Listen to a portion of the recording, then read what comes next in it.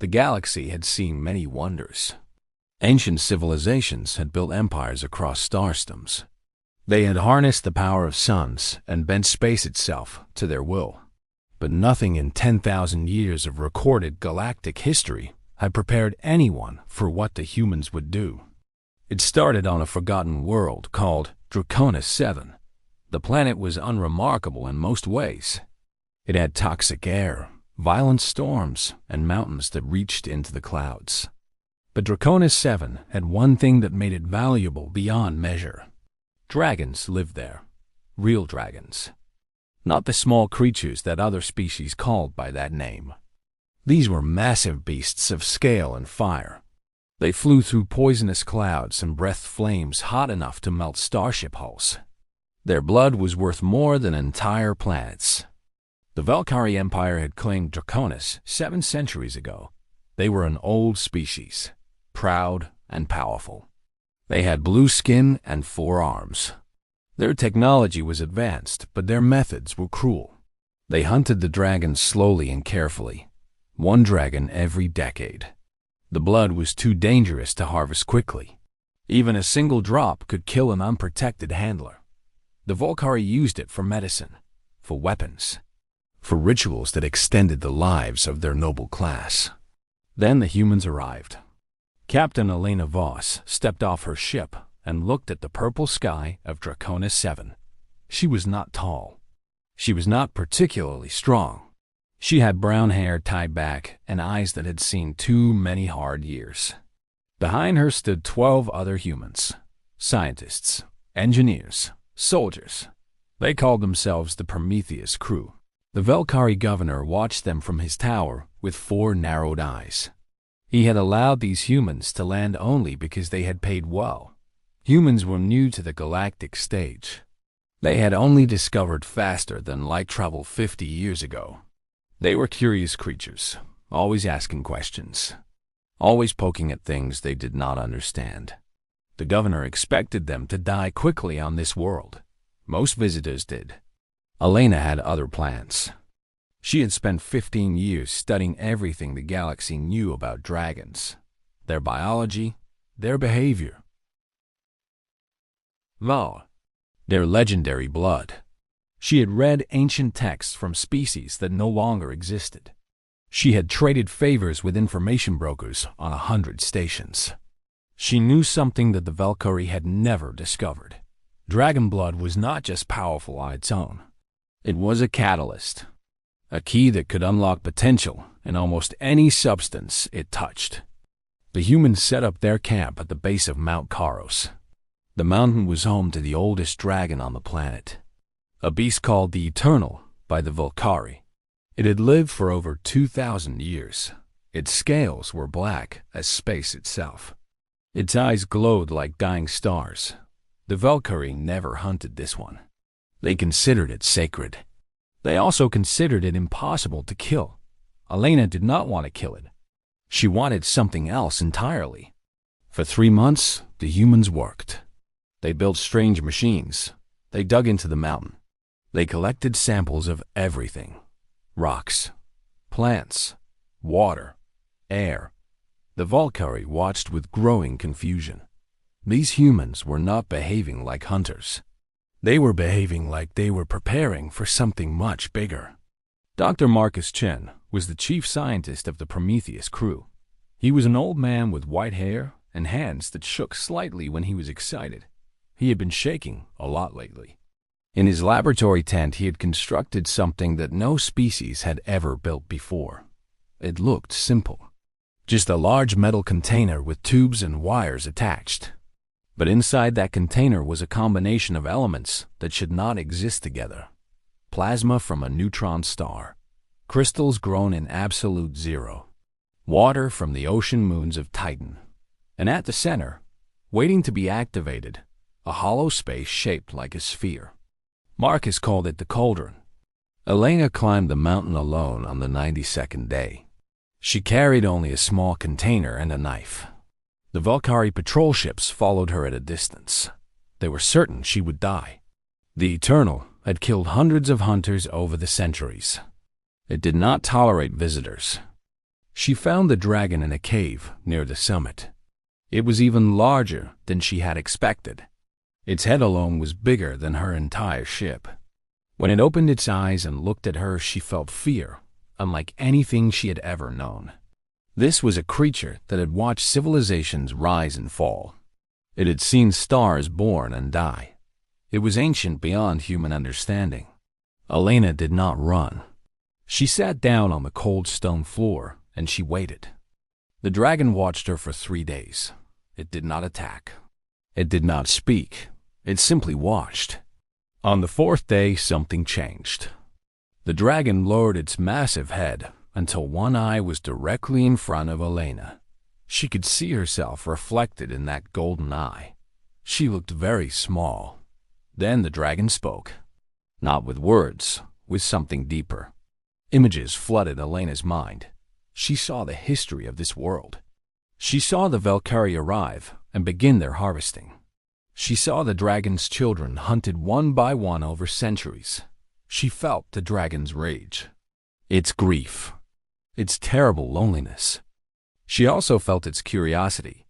In 2,000 years, no creature had ever simply sat and waited. No creature had ever tried to understand. Elena opened her mind and showed the dragon what she planned to do. She showed it the cauldron. She showed it what dragon blood could become when combined with human science. She showed it a future where dragons would never be hunted again, where their power would be transformed into something that could protect rather than destroy. The dragon was silent for a long time. Then it raised one massive claw and made a small cut on its own leg. A single drop of blood fell onto the stone between them.